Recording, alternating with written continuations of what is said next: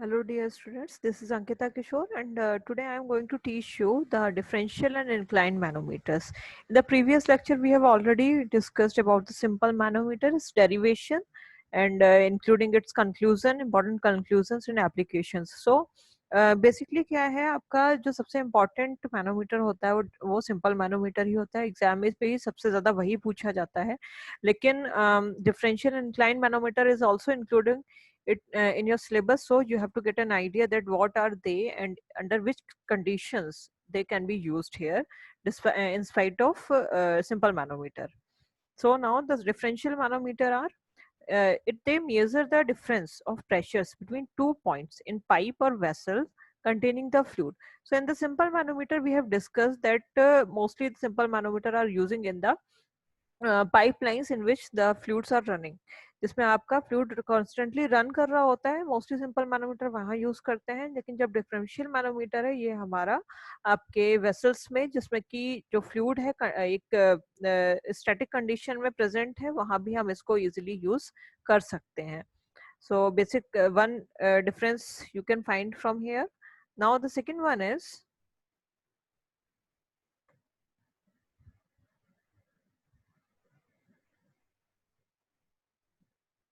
Second it is occasionally used कि जो हमारा नॉर्मली सिंपल मैनोमीटर है वो हम मोस्टली यूज़ करते हैं.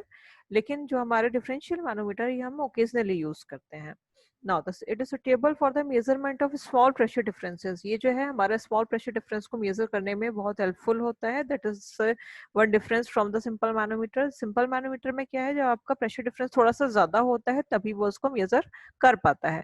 Now it is the sensitive device. ये आपका सेंसिटिव डिवाइस है. क्यों है? क्योंकि ये स्मॉल प्रेशर चेंज को भी इजिली डिटेक्ट कर सकता है. So obviously it is a sensitive device and it can measure even small gas pressure. ये गैस प्रेशर को भी आइडेंटिफाई कर सकता है और लिक्विड में चेंज होने वाले प्रेशर को भी आइडेंटिफाई कर सकता है.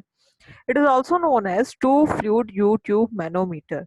जबकि जो हमारा सिंपल मैनोमीटर था वो हमारा simply U tube manometer is another name of the simple manometer. लेकिन जो हमारा टू फ्लूइड यूट्यूब मैनोमीटर है that is also known as differential manometer. It is basically because there two fluid already are filled inside the differential manometer. यहाँ पे दो fluid already filled होते हैं. That's why it is known as two fluid U tube manometer. Now it contains two immiscible liquids A and B having nearly same densities. तो ये जो two fluids हैं यहाँ पे, that two fluids are immiscible liquids, that is known as, that is indicated by the liquid A and liquid B, that are having the nearly same densities. इन दोनों की densities क्या है? Nearly same होती हैं. So this is the diagram for the differential manometer. So you can differentiate here that from the simple manometer. यहाँ पे क्या है आपका डिफरेंशियल मैनोमीटर में ये एनलार्ज चैम्बर्स दिए गए हैं. In both limb there are two enlarge chambers are present. और अगेन यहाँ पे हमने 6 to 7 पॉइंट्स यहाँ पे डिफरेंशिएट किए हैं जिन पे की हमें जो है प्रेशर डिफरेंस मेजर करना है. अब यहाँ पे फिर से P1 प्रेशर और P2 pressure. P1 is larger than the P2 pressure. अब यहाँ पे हम ये क्या देखेंगे कि हम कह रहे हैं कि डिफरेंशियल मैनोमीटर में दो टाइप की लिक्विड प्रेजेंट है, that is liquid A, liquid B. But here we can see that there third liquid C is also present. तो बेसिकली ये कौन सा लिक्विड प्रेजेंट होता है ये मैं आपको अभी क्लियर करती हूँ कि जब हम मान लीजिए ये आपकी पाइपलाइन है, दिस इज योर पाइपलाइन, और इस पाइपलाइन में ही आपने क्या किया है, इस जो हमारा मैनोमीटर है उसको कनेक्ट करके रखा है. तो ये जो मैनोमीटर हमने इसमें कनेक्ट करके रखा है ये you can consider it as a pipeline कि ये हमारी पाइपलाइन है. और इस पाइपलाइन के अंदर ही हमारा क्या है, एक लिक्विड फ्लो कर रहा है. ये हमारा दूसरा लिक्विड है जो कि यहाँ पे फ्लो करके आ रहा है. अब यहाँ पे होगा क्या कि जैसे ही ये लिक्विड फ्लो करके आ रहा है, सो जैसे ही इसको इस मैनोमीटर की ये ओपनिंग मिलती है, ये उसी फोर्स से कुछ अमाउंट इसका इसके अंदर भी जाता है. अब जैसे ही इस एक पर्टिकुलर प्रेशर के साथ ये इसके अंदर एंटर किया, तो इसमें जो हमारे दो लिक्विड फिल थे, that is liquid A and liquid B, ये क्या करते हैं, इनका लेवल कहीं ना कहीं दोनों ही लिम्ब में चेंज हो जाता है. यहाँ पे ये मेनिस्कस लोअर जाएगी, लेकिन यहाँ पे ये मेनिस्कस क्या जाएगी, हाई जाएगी, अपर जाएगी. अब यहाँ पे हमें डिफरेंस क्या देखना है कि जब ये जो लेवल है यहाँ पे लोअर जाएगा, तो इसके रिस्पेक्ट में जो चेंजेस, जो मेनिस्कस यहाँ पे बढ़ रही होगी, उसका डिस्टेंस जो है मोर विजिबल होगा रादर देन दिस डिस्टेंस। ये हम एक एग्जाम्पल के थ्रू क्लियर कर सकते हैं कि जब मान लीजिए we are taking two buckets, one small bucket and another is large bucket. अब इन दोनों ही बकेट में हमने क्या किया, वाटर फिल किया। अब इस वाटर फिल करने के बाद हमने क्या किया कि एक सेम साइज के मग से दोनों में से वाटर एक एक मग निकाल लिया। अब आप बहुत इजीली इसको क्लियर कर सकते हो अपने माइंड में कि जब आपने एक छोटी बकेट से मग से पानी निकाला होगा तो जो लेवल डाउन हुआ होगा उसमें वाटर का, it will be more clear in small size of bucket rather then in large size of bucket. अगर लार्ज साइज से भी आप उतना ही वाटर रिमूव करोगे तो जो लेवल डाउन होगा वाटर का वो क्या होगा, कम विजिबल होगा as compare to small bucket. तो इसी तरीके से यहाँ पे हो रहा है कि जो एनलार्ज चैम्बर में जो लेवल डाउन होगा वो आपको कम शो होगा, लेकिन इस जो स्मॉल डायमीटर वाले ट्यूब में जो लेवल चेंज होगा लिक्विड का वो आपको ज्यादा विजिबल होगा। तो ये जो हमारा चेंज हो रहा है, जैसे हम देख सकते हैं यहाँ पे जो लिक्विड ए था इसकी मेनिस्कस जो है यहाँ तक पहुंच गई, तो 4 से 5 तक के बीच की डिस्टेंस कितनी है आपकी आर। और यही आर वैल्यू हमें अभी आगे भी लेके चलनी है, जैसे कि हम सिंपल मैनोमीटर में भी हमने इसी आर वैल्यू की बेस पे ही प्रेशर डिफरेंस को मेजर किया था कि हमें अगर आर वैल्यू पता थी तो हम इजिली, हमें डेंसिटी दोनों लिक्विड की पता होती थी, हमें जी पता होता था। तो यहाँ पर भी ये अगर हमें आर वैल्यू मिल जाएगी तो हम इजिली प्रेशर डिफरेंस को जो होगा यहाँ पे उसको मेजर कर सकते हैं। तो अब हम इसमें आगे देखते हैं।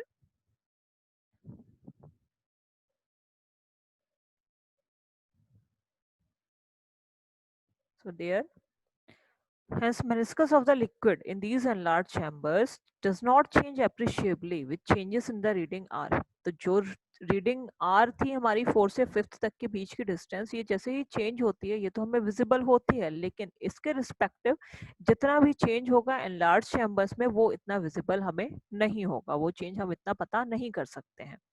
By using the principle of simple manometer, the pressure difference, that is delta P Pascal, can be written as delta P is equal to P1 minus P2 is equal to R rho C minus rho A into G। अब ये हमारा क्या है, simple manometers की तरह ही हमारी पूरी equation है, that is R rho C minus rho A। वहां पे rho A minus rho B था, बट यहाँ पे रो C क्या है आपका, the density of the liquid that is flowing through the pipeline, and rho A is the density of the liquid A that is already filled below the differential manometer.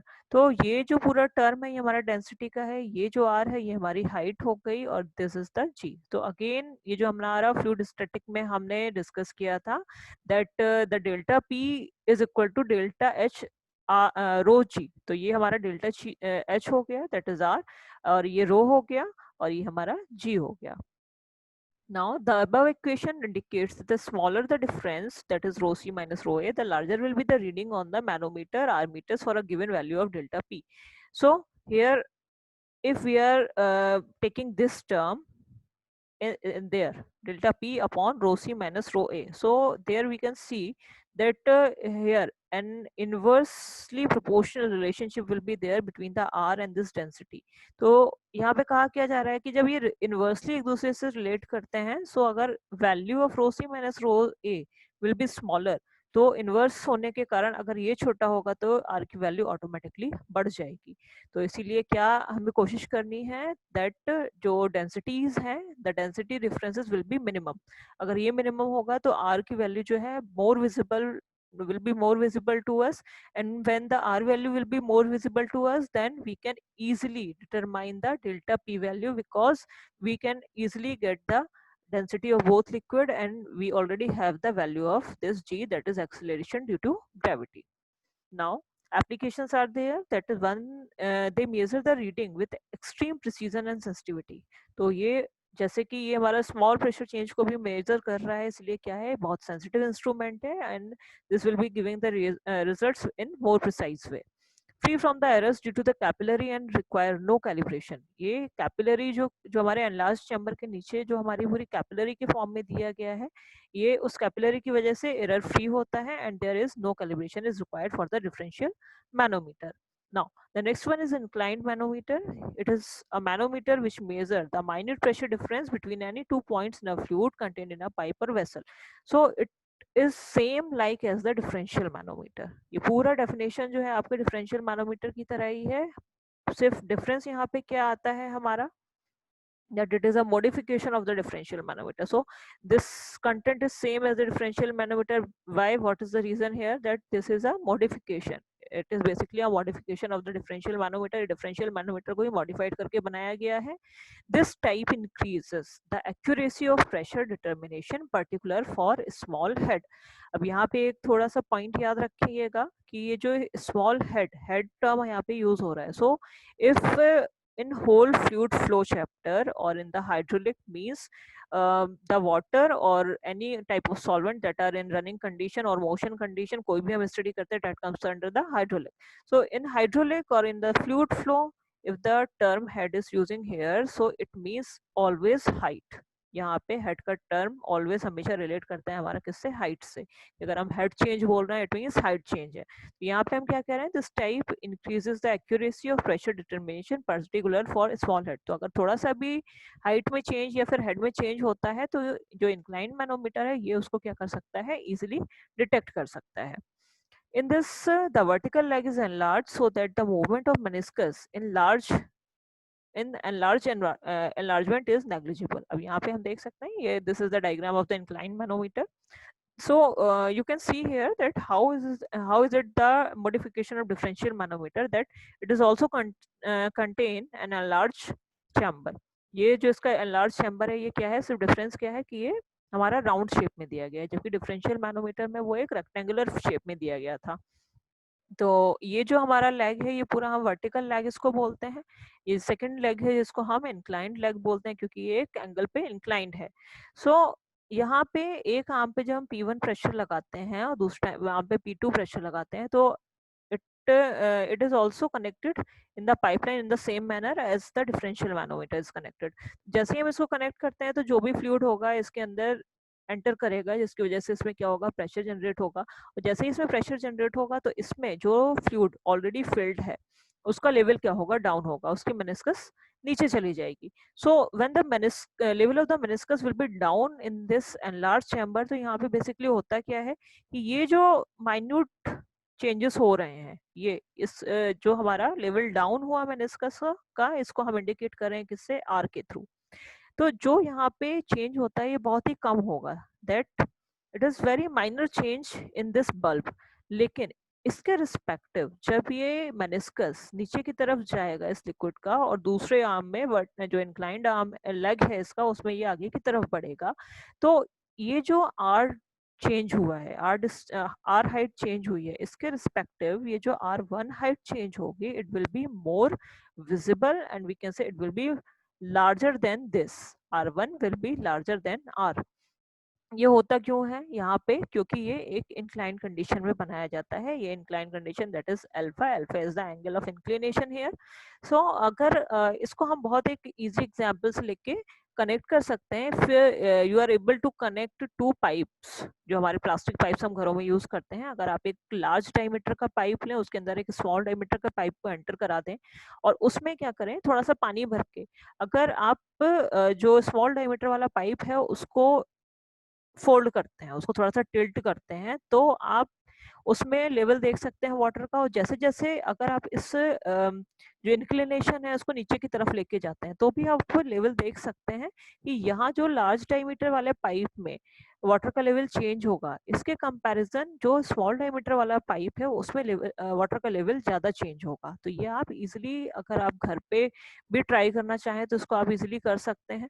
अब बात आती है angle of inclination की. तो यहाँ पे अगर हम इस एंगल ऑफ इंक्लिनेशन को और स्मॉल कर दें, मींस अल्फा को और स्मॉल कर दें, तो ये जो पाइप है, सॉरी, ये जो हमारी इंक्लाइंड लेग है ये हमारा और नीचे की तरफ आ जाएगा. तो जिसकी वजह से ये जो हमारी आर वैल्यू यहाँ पे अभी आप देख पा रहे हैं, ये आर वैल्यू क्या हो जाएगी, और भी ज्यादा बढ़ जाएगी. ये जो आर वैल्यू अभी आप देख रहे हैं, ये जो आर वैल्यू है अभी किसके रिस्पेक्ट में है, इस आर के रिस्पेक्ट में है. और ये ऑलरेडी इस ये R1 जो है ये आर से बड़ा है, इसका जो हम लेंथ निकाल सकते हैं, हाइट निकाल सकते हैं, ये आर से बड़ी होगी। लेकिन जैसे ही हमने इसको और ज्यादा इंक्लाइन कंडीशन में कर दिया, इट मीन्स अल्फा को हमने और स्मॉल कर दिया, सो ये जो आर है ये और भी ज्यादा लाई कर सकता है, और भी ज्यादा लॉन्ग कंडीशन में, या फिर कह सकते हैं हाइट को और ज्यादा बढ़ा सकता है जब हम पाइपलाइन को सॉरी वर्टिकल लेग को क्या करते हैं, टिल्ट कर देते हैं यहाँ पे। तो ये जो है अभी मैंने डायग्राम के थ्रू आपको बेसिक अंडरस्टैंडिंग पूरी समझा दी है। Then we will go through the theory.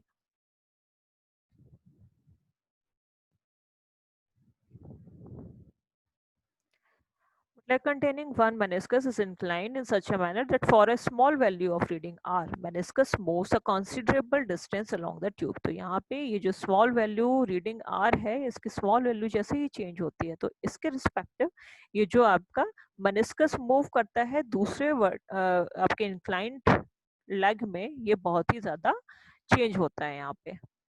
Now this distance is equal to r1 divided by the sine of the angle of inclination alpha, that is sin alpha. तो ये अगर हम इस r की बात करें कि ये जो r वैल्यू है ये किसके बराबर होगी, this r value will be equal to r1 divided by sin alpha.